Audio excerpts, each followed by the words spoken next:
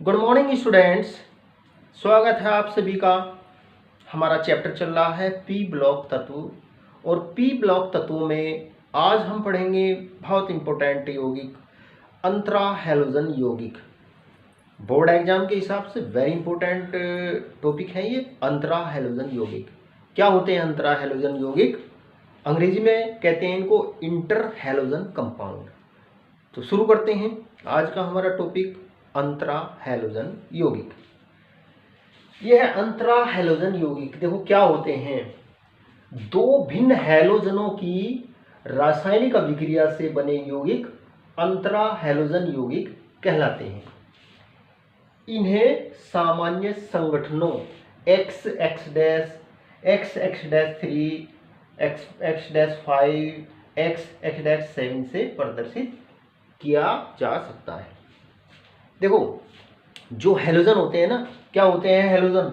Fluorine, chlorine, bromine, iodine, है ना। ये क्या है? हैलोजन है। देखो जो हैलोजन है ना, ये हैलोजन तत्व भी आपस में एक दूसरे के साथ में रासायनिक अभिक्रिया करते हैं। तो दो भिन्न हैलोजनों की परस्पर रासायनिक अभिक्रिया से जो यौगिक बनते हैं ना, उन्हें कहते हैं अंतरा हैलोजन यौगिक। और इनको इन सूत्रों के द्वारा प्रदर्शित करते हैं। X है ना, X3, X'5, X'7 से इनको प्रदर्शित किया जाता है। जहां X जो है ये बड़े आकार वाला हैलोजन है और X' ये बड़े आकार वाला हैलोजन है और ये X' छोटे आकार वाला हैलोजन है। और X की तुलना में अधिक विद्युत धनात्मक है। यानी कि ये जो X' है ना, ये ज्यादा ऋण विद्युती तत्व है। इसके मुकाबले X के मुकाबले इसकी जो X' की विद्युत ऋणात्मकता है ना, वो ज्यादा होती है। यानी कि X जो है ये X' की तुलना में धन विद्युती तत्व है। तो X' की तुलना में अधिक विद्युत धनात्मक है। मतलब ये जो X है ना, इसमें इलेक्ट्रॉन देने की प्रवृत्ति होती है X' परमाणु को। जैसे जैसे X तथा X' की त्रिज्याओं का अनुपात बढ़ता है, प्रति अणु हैलोजन परमाणुओं की संख्या बढ़ती है। अतः आयोडीन फ्लोराइडों में परमाणुओं की संख्या अधिकतम होनी चाहिए। क्योंकि आयोडीन तथा फ्लोरीन के बीच त्रिज्याओं का अनुपात अधिकतम है, इसलिए इसका सूत्र IF7 होता है। मतलब अंतरा हैलोजन यौगिक जिसमें अधिकतम परमाणु होते हैं वो क्या है? IF7 है, जिसमें परमाणुओं की संख्या अधिकतम होती है। तो दो भिन्न हैलोजनों की परस्पर अभिक्रिया से बने यौगिक कहलाते हैं क्या? अंतरा हैलोजन यौगिक कहलाते हैं। और इनको इन सूत्रों के द्वारा प्रदर्शित किया जाता है। देखो जैसे ये प्रदर्शित किया जाता है X' के द्वारा, X इसके यौगिक देखते हैं X'3 है ना, X'5, X'7 है ना। एक एक यौगिक देखते हैं। जैसे ये बनता है CLF, या ये बनता है CLF3 है ना, ये CLF5, ये IF7। एक एक उदाहरण मैंने आपको यहां पे इनका लिया है। देखो जो X है, X' ये दोनों हैलोजन परमाणु हैं।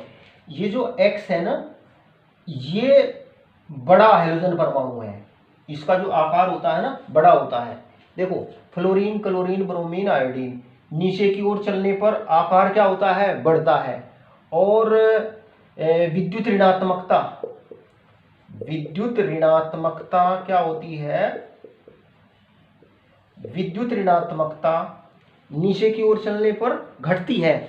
इनमें सबसे ज्यादा ऋण विद्युतीय परमाणु कौन सा है? फ्लोरीन है। सबसे ज्यादा ऋण विद्युतीय परमाणु फ्लोरीन है ना, उससे कम क्लोरीन, फिर ब्रोमीन, फिर आयोडीन। सबसे कम ऋण विद्युतीय परमाणु आयोडीन का है।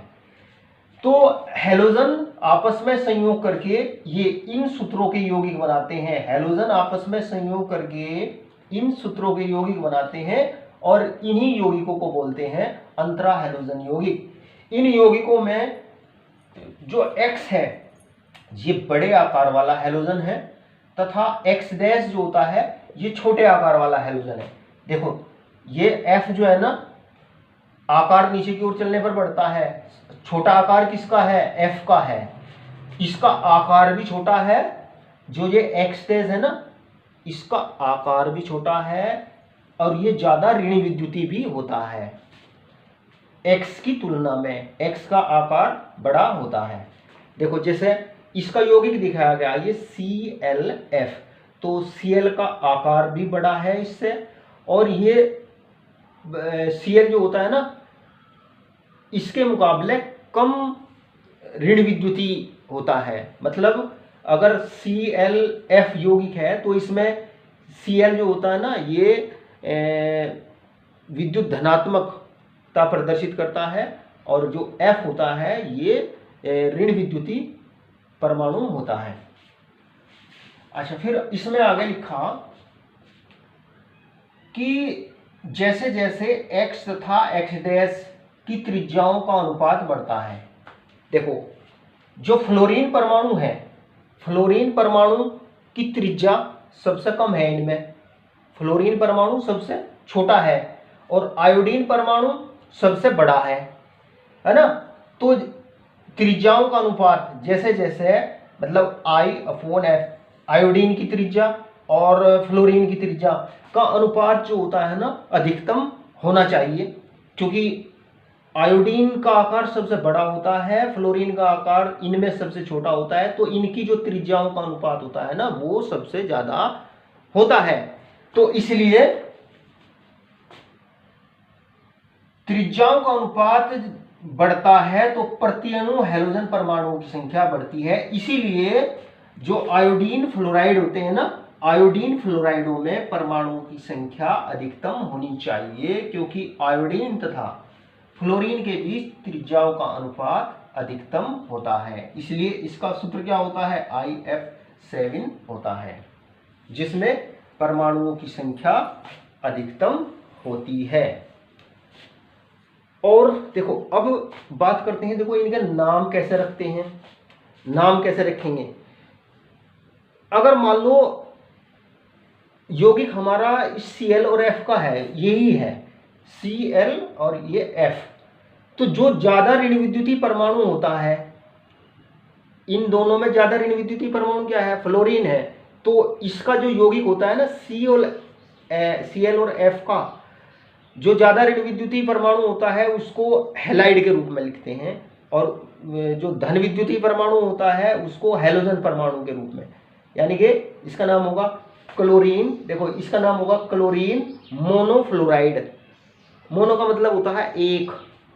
तो देखो इसमें ये फ्लोरीन है ना, इसकी विद्युत ऋणात्मकता ज्यादा है और ये कम ऋण विद्युतीय है, यानी कि ये धन विद्युतीय तत्व का काम करता है इस यौगिक में। तो इसको हम बोलेंगे क्लोरीन मोनोफ्लोराइड। जो तत्व ज्यादा ऋण विद्युतीय होता है ना उसे हैलाइड के रूप में लिखते हैं, दूसरे हैलोजन को उसका नाम लिखते हैं हैलोजन परमाणु का। देखो जैसे इसका नाम होगा, ज्यादा ऋण विद्युतीय कौन है इसमें? फ्लोरीन है, तो इसका नाम क्या होगा? Chlorine trifluoride. Chlorine trifluoride. इसका नाम क्या होगा? क्लोरीन पेंटाफ्लोराइड। इसका नाम क्या होगा? आयोडीन हेप्टाफ्लोराइड। हेप्टा का मतलब होता है 7, आयोडीन हेप्टाफ्लोराइड। तो जो अंतरा हैलोजन यौगिक में जो हैलोजन परमाणु ज्यादा ऋण विद्युतीय होता है ना, उसको तो हैलाइड के रूप में लिखते हैं, और दूसरे हैलोजन को उसके नाम, उसका नाम लिखते हैं, दूसरे हैलोजन परमाणु का नाम लिखते हैं, और जो ज्यादा ऋण विद्युतीय परमाणु होता है उसको हैलाइड लिखते हैं, मतलब क्लोरीन मोनोफ्लोराइड, समझ रहे बात को, क्लोरीन पेंटाफ्लोराइड, आयोडीन हेप्टाफ्लोराइड। तो ये बात आपकी समझ में आ जानी चाहिए। अच्छा, अगर मैं आपसे नाम पूछूं, जैसे मान लीजिए ये है एक्स, एक्स डैश सूत्र के यौगिक लिखते हैं, जैसे ClF, जैसे BrF, BrF, जैसे IF, जैसे ICl, ICl, और जैसे BrCl, BrCl, और एक्स डैश 3 सूत्र के यौगिक लिखते हैं, जैसे ClF3, जैसे BrF3, IF3, ICl3। X dash 5 सूत्र के यौगिक लिखते हैं, जैसे IF5, BrF5, एक्स डैश 7 इस सूत्र का एक ही यौगिक है, आयोडीन हेप्टा, आयोडीन ये, तो ये है आयोडीन हेप्टाफ्लोराइड। तो इनके नाम मैंने आपको बताया कैसे लिखते हैं। इनमें जो ज्यादा ऋण विद्युतीय परमाणु होता है उसे तो हैलाइड के रूप में लिखते हैं। मतलब ये यौगिक क्या है, ये यौगिक एक फ्लोराइड है। ये यौगिक क्या है, फ्लोराइड, फ्लोराइड, ये भी फ्लोराइड, ये क्या है, क्लोराइड। जो ज्यादा ऋण विद्युतीय है ना उसको हैलाइड के रूप में, और दूसरे हैलोजन परमाणु को उसका नाम लिखते हैं, chlorine monofluoride, bromine monofluoride, iodine monofluoride, iodine monochloride, bromine monochloride, है ना। 3 को ट्राई कहते हैं, chlorine trifluoride, bromine trifluoride, iodine trifluoride, समझ रहे बात को। ये आयोडीन पेंटाफ्लोराइड, ब्रोमीन पेंटाफ्लोराइड, ये आयोडीन हेप्टाफ्लोराइड। तो अब ये बात आपकी समझ में आ जानी चाहिए कि अंतरा हैलोजन यौगिक इंटर हैलोजन कंपाउंड किसे कहते हैं। इंटर हैलोजन कंपाउंड वे यौगिक होते हैं जो भिन्न हैलोजन परमाणुओं की परस्पर रासायनिक अभिक्रिया के द्वारा बनते हैं, और ये इन सूत्रों के यौगिक होते हैं, मतलब 4 प्रकार के यौगिक होते हैं। इनमें X जो होता है ये बड़ा हैलोजन परमाणु होता है, X डैश जो होता है ये छोटा हैलोजन परमाणु होता है। अब देखते हैं अंतरा हैलोजन यौगिकों का विरचन, प्रिपरेशन कैसे बनाते हैं। अधिकांश अंतरा हैलोजन यौगिक हैलोजन अणुओं के सीधे संयोग से प्राप्त होते हैं, और हैलोजनों से कौन सा उत्पाद प्राप्त होगा ये विशिष्ट परिस्थितियों पर निर्भर करता है कि हैलोजन आपस में संयोग करके कौन सा प्रोडक्ट बनाएंगे। देखो Cl2F2 आपस में संयोग करके 437 केल्विन पर, ये क्या है, ClF क्लोरीन मोनोफ्लोराइड, क्लोरीन मोनोफ्लोराइड बनाते हैं। आयोडीन Cl2 के साथ में आयोडीन मोनोक्लोराइड, Br2F2 के साथ में ब्रोमीन ट्राईफ्लोराइड, क्लोरीन F2 के साथ में क्लोरीन ट्राईफ्लोराइड, और ये Cl2 अधिक में लेते हैं आयोडीन ट्राईक्लोराइड, आयोडीन पेंटाब्रोमाइड। आयोडीन और F2 की क्रिया से 523 केल्विन पर यह बनता है आयोडीन हेप्टाफ्लोराइड बनता है। देखो आपको अगर कंडीशन याद नहीं होती कि किन कंडीशन में प्रोडक्ट के लिए क्या कंडीशन चाहिए, आपको समीकरण लिखनी जरूर आनी चाहिए। जैसे अगर आपको ClF बनाना तो Cl और F की क्रिया दिखाएंगे तो Cl2 लेंगे, F2 लेंगे, है ना। जैसे आपको BrF5 ब्रोमीन पेंटाफ्लोराइड आपको बनाना है तो ब्रोमीन की क्रिया Br2 का 1 अणु लेंगे, 5 अणु लेंगे फ्लोरीन के, तो समीकरण आपको लिखनी आनी चाहिए। तो ये बात हुई अंतरा हैलोजन यौगिकों के विरचन की। अब अगला हेडिंग अंतरा हैलोजन यौगिकों के गुण।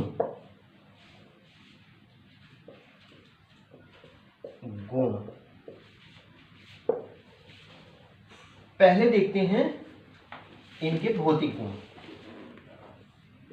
जो अंतरा हैलोजन यौगिक होते हैं, इंटर हैलोजन जो कंपाउंड होते हैं ये सह संयोजी यौगिक होते हैं, सह संयोजक यौगिक होते हैं, कोवैलेंट कंपाउंड होते हैं, और ये प्रतिचुंबकीय होते हैं, डायमैग्नेटिक होते हैं, प्रतिचुंबकीय होते हैं। ध्यान रखिए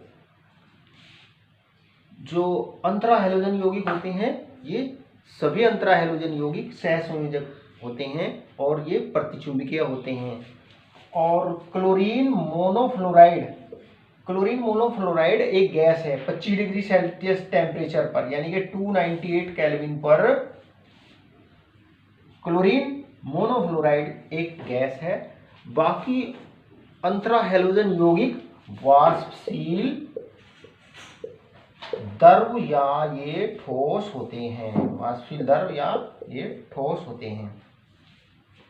फ्लोरीन को छोड़ करके अंतरा हैलोजन यौगिक, फ्लोरीन को छोड़ करके सभी जो अंतरा हैलोजन यौगिक होते हैं ना वो हैलोजनों से ज्यादा अभिक्रियाशील होते हैं।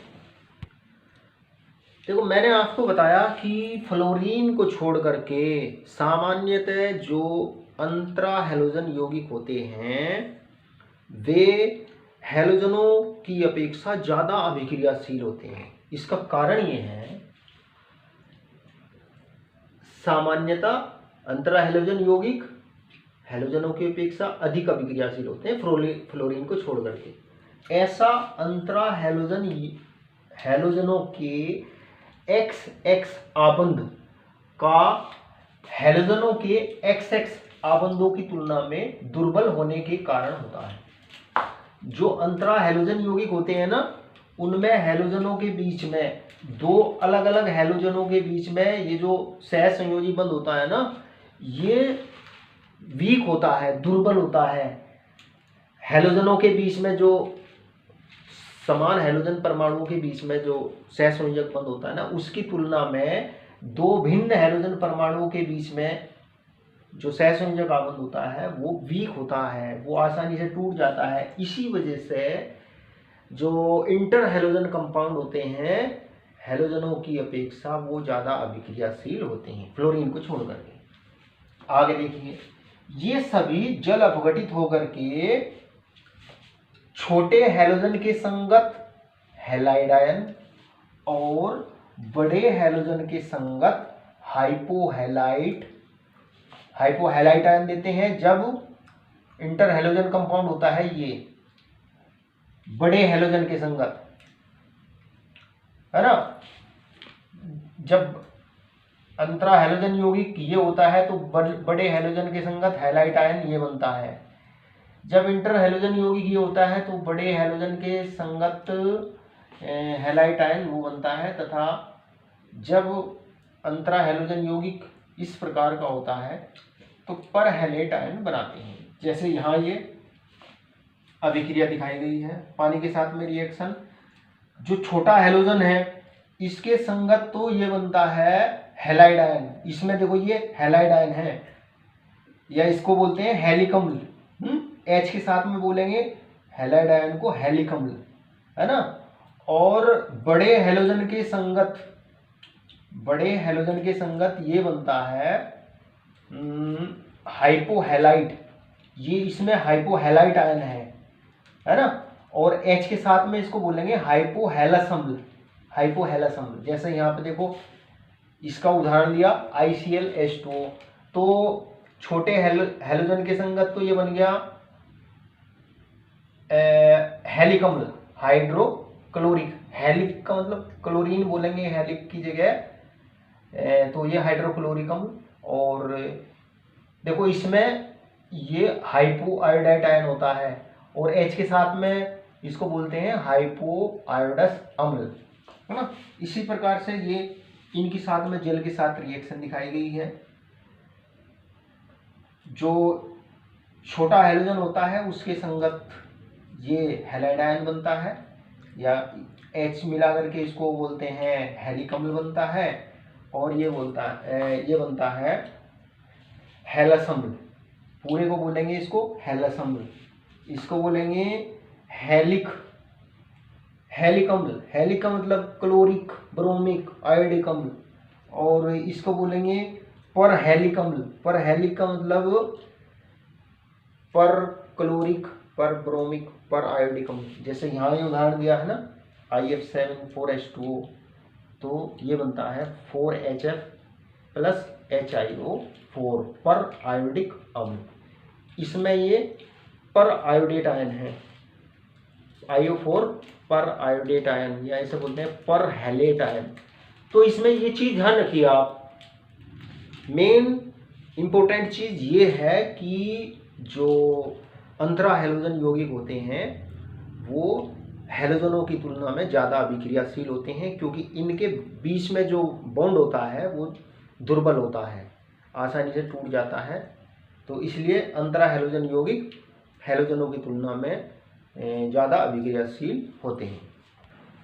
अब आपका अगला नेक्स्ट हेडिंग है अंतरा हैलोजन यौगिकों की आणविक संरचनाएं। बहुत इंपॉर्टेंट है अंतरा हैलोजन यौगिकों की आणविक संरचनाएं एग्जाम की दृष्टि से।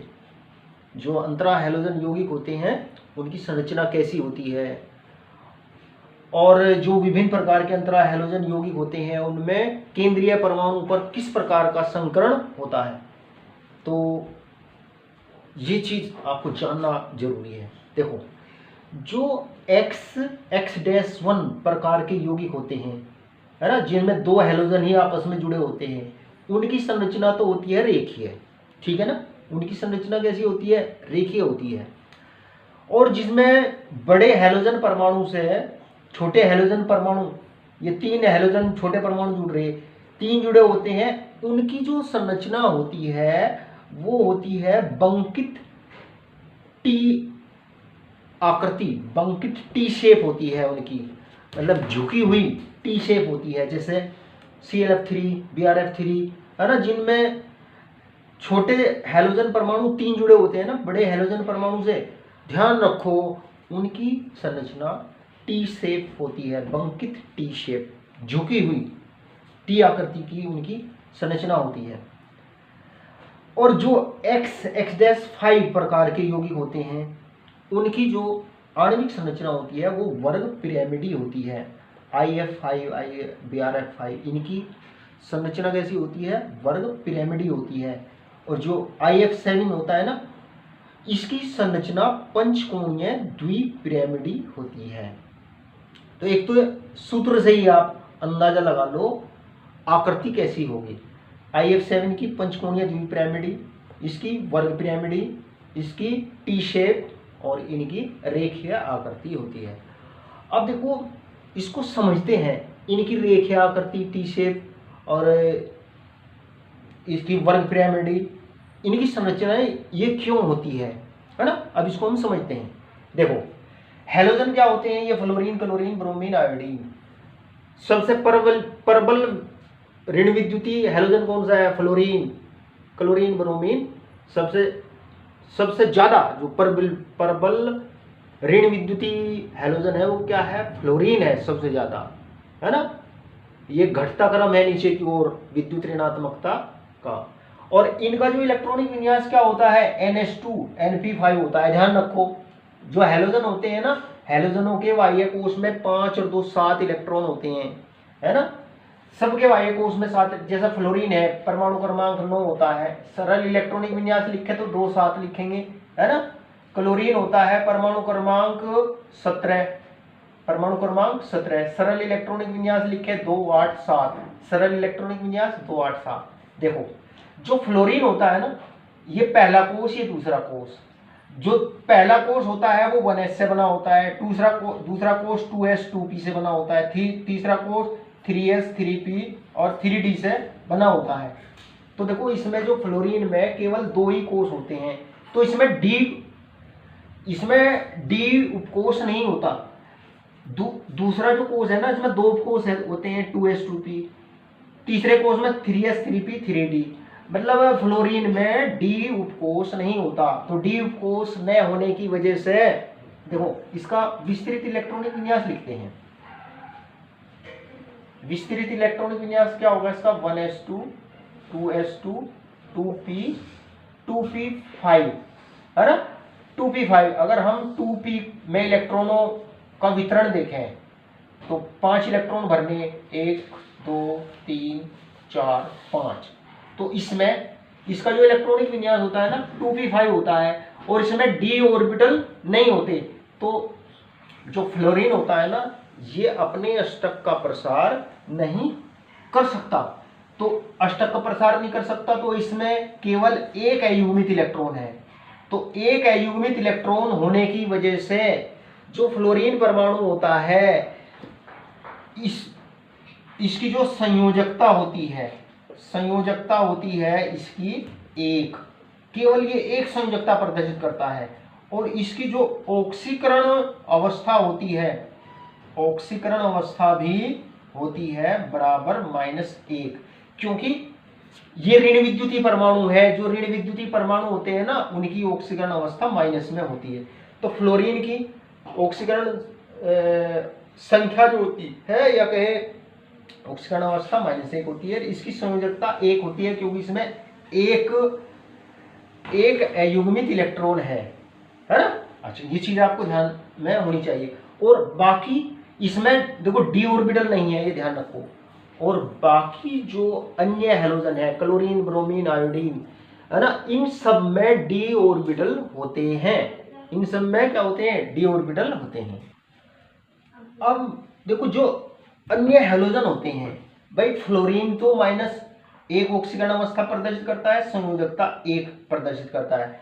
बाकी जो अन्य हैलोजन होते हैं वो -1 ऑक्सीकरण अवस्था भी प्रदर्शित करते हैं। वो +1, +3, +5 और +7 ऑक्सीकरण अवस्थाएं भी ये प्रदर्शित करते हैं, है ना। देखो किस प्रकार से प्रदर्शित करते हैं। मान लो ये क्लोरीन, ब्रोमीन, आयोडीन, इनका ये इलेक्ट्रॉनिक विन्यास है। देखो इनमें इनका सबके बाह्य कोश का इलेक्ट्रॉनिक विन्यास NH2NP5 होता है ना। और इनमें क्लोरीन, ब्रोमीन, आयोडीन में d ऑर्बिटल होते हैं, ये d ऑर्बिटल है।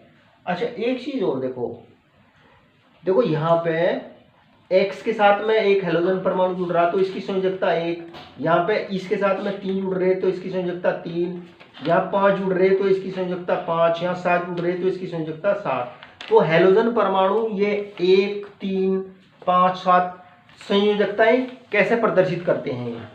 देखो आद्य अवस्था में, ग्राउंड स्टेट में जो बड़ा हैलोजन परमाणु होता है ना, ये बड़ा हैलोजन परमाणु, इसका इलेक्ट्रॉनिक विन्यास क्या होगा? ये 2 इलेक्ट्रॉन, NS में 2 इलेक्ट्रॉन होंगे, NP5 P कोश में 6 इलेक्ट्रॉन हो सकते हैं। तो 1 2 3 4 5, तो इसमें एक अयुग्मित इलेक्ट्रॉन है, इसमें एक अयुग्मित इलेक्ट्रॉन है। तो एक अयुग्मित इलेक्ट्रॉन होने की वजह से जो ये क्लोरीन, ब्रोमीन, आयोडीन है ना, ये -1 ऑक्सीकरण अवस्था भी प्रदर्शित करते हैं। ये -1, इनकी संयोजकता कितनी होगी? क्योंकि एक अयुग्मित इलेक्ट्रॉन एक इलेक्ट्रॉन युग्म का साझा करेगा तो संयोजकता कितनी होगी? 1 संयोजकता प्रदर्शित करेगा ये, जब ये अकेला रहेगा एक अयुग्मित इलेक्ट्रॉन। और इसकी जो ऑक्सीकरण अवस्था होगी ना, ये जो क्लोरीन, ब्रोमीन, आयोडीन है, ये -1 ऑक्सीकरण अवस्था भी प्रदर्शित करते हैं, -1 भी और ये +1 भी। देखो जो कम ऋण विद्युतीय होता है वो प्लस ऑक्सीकरण अवस्था प्रदर्शित करता है, जो ज्यादा ऋण विद्युतीय होता है वो माइनस ऑक्सीकरण अवस्था प्रदर्शित करता है। यानी कि जब Cl Br के साथ में जुड़ेगा तो Br तो प्लस ऑक्सीकरण अवस्था प्रदर्शित करेगा, Cl माइनस। Cl के साथ में जुड़ेगा तो Cl माइनस ऑक्सीकरण अवस्था प्रदर्शित करेगा, आयोडीन प्लस ऑक्सीकरण अवस्था प्रदर्शित करेगा। समझ रहे? मतलब जो ज्यादा ऋण विद्युतीय परमाणु होता है ना, वो माइनस ऑक्सीकरण अवस्था प्रदर्शित करता है, और दूसरे वाला अगर हैलोजन उससे जुड़ रहा तो वो प्लस ऑक्सीकरण अवस्था प्रदर्शित करता है। अब देखो मूल अवस्था में जो केंद्रीय बड़ा हैलोजन परमाणु होता है ना, देखो जैसे ये केंद्रीय परमाणु ये है ClBr है ना, I, जिससे ये और बाकी जुड़ रही है, इसका ना इनका जो इलेक्ट्रॉनिक विन्यास होता है वो ये होता है। अब मान लो ये इलेक्ट्रॉन उत्तेजित अवस्था में चला जाए, यहां से एक इलेक्ट्रॉन इस D में चला जाए, प्रथम उत्तेजित अवस्था। प्रथम उत्तेजित अवस्था में ये जो दो अयुग्मित इलेक्ट्रॉन है ना, इनमें से एक इलेक्ट्रॉन यहाँ डी में चला जाता है। तो डी में जाने पर अब देखो अयुग्मित इलेक्ट्रॉन कितने होंगे, अयुग्मित इलेक्ट्रॉन ये 3 होंगे। तो 3 अयुग्मित इलेक्ट्रॉन होने की वजह से इस अवस्था में ये हैलोजन परमाणु जो है ना वो 3 संयोजकता प्रदर्शित करता है। जैसे इसमें ये 3 संयोजकता प्रदर्शित करता है।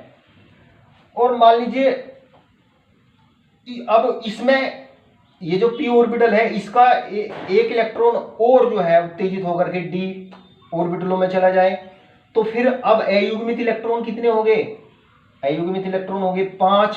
तो अयुग्मित इलेक्ट्रॉन 5 होने की वजह से ये 5 संयोजकता प्रदर्शित करता है। जैसे इसमें इसकी संयोजकता कितनी है, 5 है। अब देखो इसमें अगर ये इलेक्ट्रॉन भी उत्तेजित अवस्था में चला जाए, इसको बोलते हैं ये फर्स्ट एक्साइटेड स्टेट, ये सेकंड, ये थर्ड एक्साइटेड स्टेट। तो अगर ये भी उत्तेजित अवस्था में चला जाए तो फिर इसमें कितने अयुग्मित इलेक्ट्रॉन हो जाएंगे, 7 अयुग्मित इलेक्ट्रॉन हो जाएंगे। तो ये 7 अन्य परमाणुओं के साथ में साझा करेंगे एक एक इलेक्ट्रॉन का। तो इनकी तो फिर ये जो हैलोजन परमाणु है ये कितनी संयोजकता प्रदर्शित करेगा, 7 संयोजकता प्रदर्शित करेगा।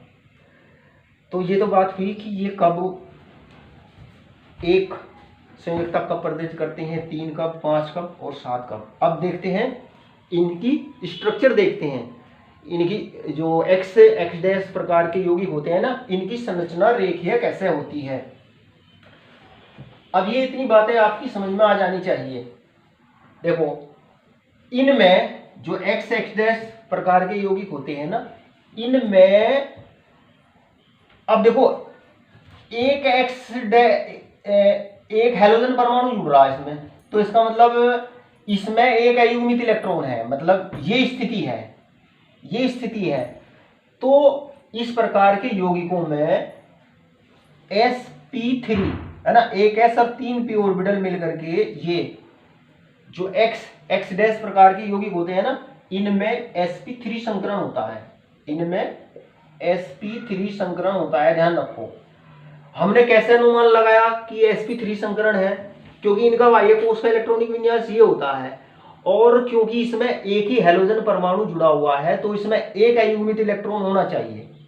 तो अब फिर इनमें संकरण लगा दीजिए, एक एस 3 पी, तो इनमें sp3 संकरण होता है। और कितने संकरित ऑर्बिटल बनते हैं, संकरण से कितने संकरित ऑर्बिटल बनेंगे, 4। ये 4 संकरित ऑर्बिटल बनते हैं। 4 में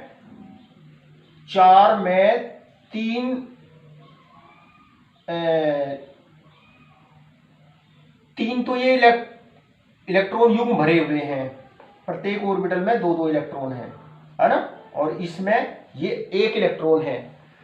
अब यहां पर ये एक अयुग्मित इलेक्ट्रॉन जो है ना, ये जो दूसरा हैलोजन परमाणु है ना, ये एक्स डैश, इसके 1 इलेक्ट्रॉन के साथ में साझा करता है ना।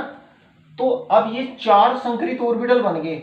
जो 4 संकरित ऑर्बिटल होते हैं ना, इनकी जो व्यवस्था होती है, 4 संकरित ऑर्बिटलों की व्यवस्था कैसी होती है, चतुष्फलकीय होती है। ध्यान रखो, टेट्राहेड्रल स्ट्रक्चर होती है, चतुष्फलकीय व्यवस्था होती है, जो 4 संकरित ऑर्बिटल बनते हैं।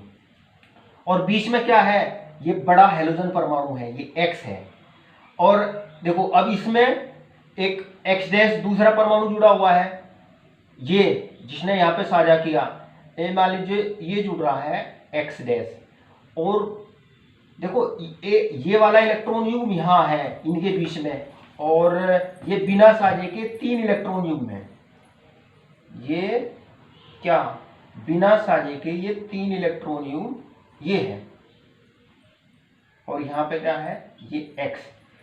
तो देखो जो संकरित ऑर्बिटल है, ये 4 संकरित ऑर्बिटल, इनकी तो व्यवस्था होती है चतुष्फलकीय। अब लेकिन इसमें इस यौगिक की जो आकृति होगी ना, वो होती है रेखीय, क्योंकि इसमें भाई ये जो 3 इलेक्ट्रॉन युग्म है, ये तो इस एक्स के पास में है। 3 इलेक्ट्रॉन युग्म तो केवल x के पास में है। अब हमें ये देखना कि ये x और x किस प्रकार से जुड़े हुए हैं आपस में। ये इनकी जो भाई एक सहसंयोजी बंध के द्वारा जुड़े हुए हैं, तो इनकी जो व्यवस्था होती है, जो x डैश प्रकार के यौगिक होते हैं, इनकी व्यवस्था क्या होती है? इनकी व्यवस्था रेखीय होती है। अब ये जो x3 प्रकार के यौगिक होते हैं, इनकी आकृति होती है बंकित टी शेप आकृति के होते हैं।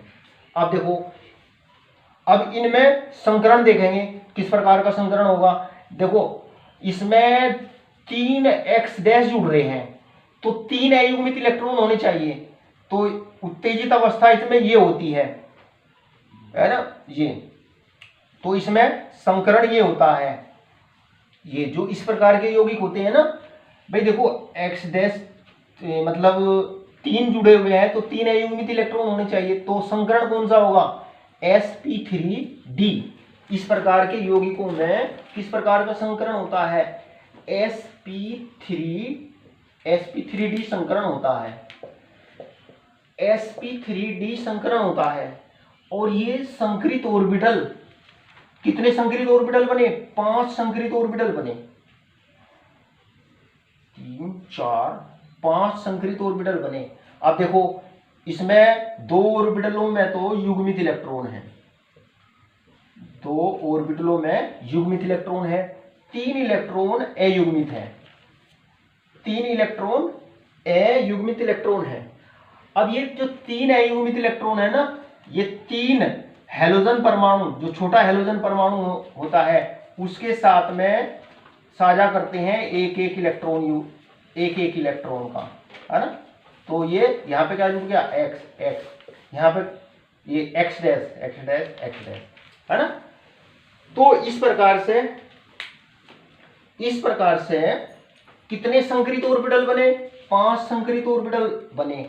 और 5 संकरित ऑर्बिटल में 2 तो बिना साझे के इलेक्ट्रॉन युग्म है और 3 साझे के इलेक्ट्रॉन युग्म है। तो इनकी जो व्यवस्था होती है वो इस प्रकार से होती है। तो इनमें से ये 5 संकरित ऑर्बिटल है, 5 बीच में होता है ये केंद्रीय परमाणु, है ना, x बड़ा परमाणु। जो 5 संकरित ऑर्बिटल बने, 5 में से 2 संकरित ऑर्बिटल तो अक्षीय स्थिति में होते हैं। तो ये जो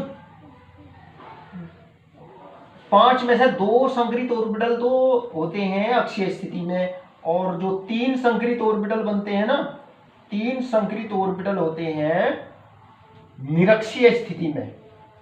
ये 3 संकरित ऑर्बिटल होते हैं निरक्षीय स्थिति में। देखो यहां से ये x डैश जुड़ गया, इसमें x डैश, है ना। तो इस प्रकार से ये जो आकृति होती है ना, ये जो आकृति, ये देखो, ये बिना साझे के इलेक्ट्रॉन युग्म है, ये 2 बिना साझे के इलेक्ट्रॉन युग्म निरक्षीय स्थिति में है, निरक्षीय स्थिति में। और एक सहसंयोजी बंध बन गया है यहाँ पे x डैश के साथ में। तो ये x डैश परमाणु जो है ना, ये एक x डैश परमाणु निरक्षीय स्थिति में है और 2 परमाणु जो होते हैं ना वो अक्षीय स्थिति में होते हैं। तो ये इस प्रकार की संरचना कहलाती है। देखो ये संरचना कैसी होगी? ये संरचना होगी, ये संरचना संकरित ऑर्बिटलों की ये संरचना होती है त्रिकोणीय। देखो ये त्रिकोण बन गया, त्रिकोणीय द्विपिरामिडी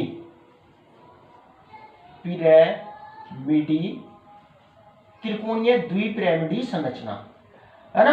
देखो ये 5 संकरित ऑर्बिटलों की, ये जो 5 संकरित ऑर्बिटल है ना, इनकी संरचना होती है त्रिकोणीय द्विपिरामिडी संरचना, जिनमें से ये जो 2 बिना साझे के इलेक्ट्रॉन युग्म है, ये बिना साझे के इलेक्ट्रॉन युग्म ये, और ये एक हाइड्रोजन परमाणु यहाँ जुड़ गया, एक यहाँ जुड़ गया, एक इससे जुड़ गया।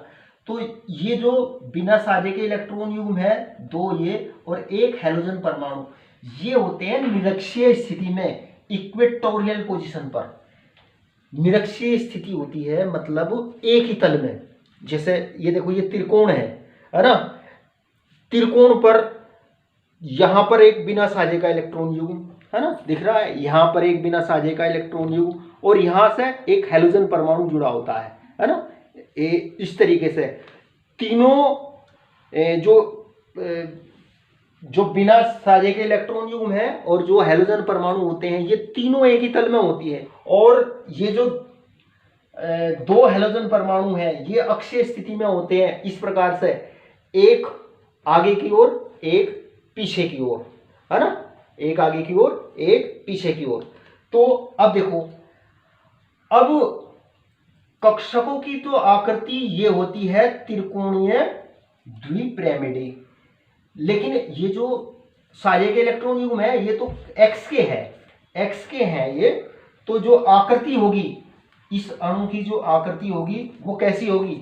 देखो ये आकृति तो ऐसी होगी ना, ये तीन ही तो परमाणु जुड़ रहे, इस एक्स से तीन परमाणु जुड़ रहे है ना। ये इस प्रकार से ये इस एक्स से एक्स डैश जुड़ रहा है, एक यहाँ जुड़ रहा, एक यहाँ जुड़ रहा। तो आकृति कैसी होगी? टी शेप होगी ना, ये आकृति होगी टी शेप। अब देखो ये जो इलेक्ट्रॉन युग्म होते हैं ना, बिना साझे के इलेक्ट्रॉन युग्म, इन्हें बोलते हैं लोन पेयर इलेक्ट्रॉन। साझे के इलेक्ट्रॉन युग्म को लोन पेयर इलेक्ट्रॉन, और ये है बिना साझे के इलेक्ट्रॉन युग्म को बोलते हैं लोन पेयर इलेक्ट्रॉन, और जो साझे के इलेक्ट्रॉन युग्म होते हैं उनको बोलते हैं बॉन्ड पेयर इलेक्ट्रॉन, है ना, आबंधी इलेक्ट्रॉन युग्म, है ना, और ये एकाकी इलेक्ट्रॉन युग्म। ये इलेक्ट्रॉन युग्म परमाणु में इस प्रकार से व्यवस्थित रहने का प्रयास करते हैं कि इनके बीच में जो प्रतिकर्षण हो ना वो कम से कम रहे। अब देखो यहाँ पर ये जो एकाकी इलेक्ट्रॉन युग्म है ना, बिना साझे के इलेक्ट्रॉन युग्म, और यहाँ पर ये बॉन्ड पेयर इलेक्ट्रॉन है, इनके बीच में लोन पेयर और बॉन्ड पेयर के बीच में प्रतिकर्षण जो होता है ना वो ज्यादा होता है।